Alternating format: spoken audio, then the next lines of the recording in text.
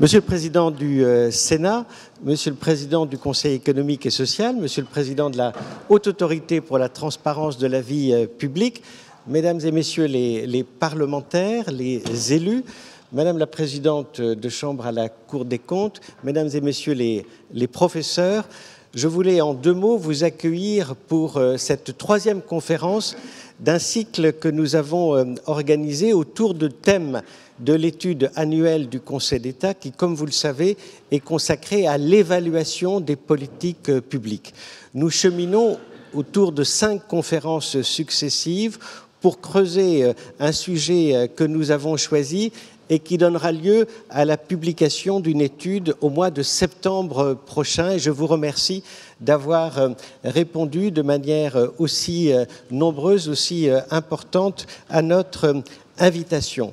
Ce thème de l'évaluation des politiques publiques, il est présent dans l'actualité du Conseil d'État au travers de ses 3 rôles. En tant que juge, en tant que conseiller, et vous l'avez vu pour l'examen des projets de loi que nous examinons tous les jeudis, en principe, la qualité de l'étude d'impact est un point important de notre examen, mais aussi dans son 3e rôle, qui est un rôle d'étude, de proposition pour améliorer la gouvernance publique, mieux conduire les politiques publiques.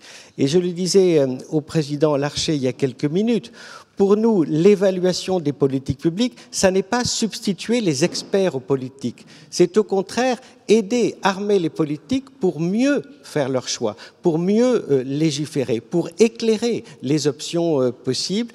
C'est aussi, et c'est important, comment vous dire, nourrir aussi la confiance des citoyens dans l'action publique en améliorant la qualité, la légitimité du débat démocratique. Et dans ce paysage de l'évaluation que nous essayons de décrire, beaucoup d'acteurs y contribuent. La Constitution, la loi organique, attribue au Parlement, attribue à la Cour des comptes, attribue au Conseil économique et social des attributions importantes qui sont aujourd'hui effectivement exercées. Les administrations, par France Stratégie, par les corps d'inspection et de contrôle, les départements en charge de la politique économique, de la collecte de données statistiques y participent aussi. Mais je voulais saluer, c'est très important, la contribution déterminante du monde académique, des universités, des laboratoires de recherche avec lesquels il faut travailler. Et dans ce paysage foisonnant de l'évaluation des politiques publiques, quel est le rôle des différents acteurs de l'évaluation?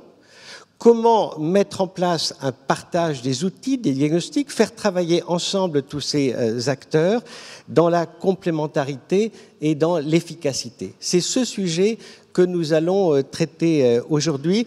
Et je suis particulièrement reconnaissant au président Gérard Larcher d'avoir accepté d'ouvrir ce colloque. Monsieur le Président, c'est un honneur et un grand plaisir pour notre institution de vous accueillir ce matin. On sait vos ambitions que vous portez pour le Sénat et l'importance que vous attribuez à l'évaluation des politiques publiques. Mais au-delà, je voulais signaler aussi, j'y tiens beaucoup, le resserrement des liens entre le Conseil d'État et le Sénat. Depuis plusieurs mois, et j'en ai pris l'initiative, nous avons invité les différentes commissions du Sénat. 5 sont déjà venues et 2 doivent prendre le chemin du Palais Royal bientôt pour découvrir nos métiers, voir comment nous travaillons. Et je dois dire que ces rencontres qui ont eu lieu ont été un moment passionnant d'échange, de construction aussi de la confiance réciproque, qui a aussi nourri l'intérêt du Sénat pour la transmission de propositions de loi qui nous sont de plus en plus soumises pour avis. C'est aussi le gage d'une coopération plus fructueuse avec le Parlement. Merci aussi, Monsieur le Président Migaud, d'avoir accepté de présider une table ronde. Merci, Monsieur le Président Bernasconi, d'avoir aussi accepté de présider une table ronde. Nos travaux seront clos par une intervention du président de l'Assemblée nationale, Richard Ferrand, qui, en raison de l'hommage aux Invalides à Jean Daniel, ne pourra venir qu'avec un peu de retard, et c'est vers 13h ou plus tard qu'il nous rejoindra pour intervenir en clôture de ce colloque. Merci à vous tous et bons travaux. Monsieur le Président, je vous cède la parole.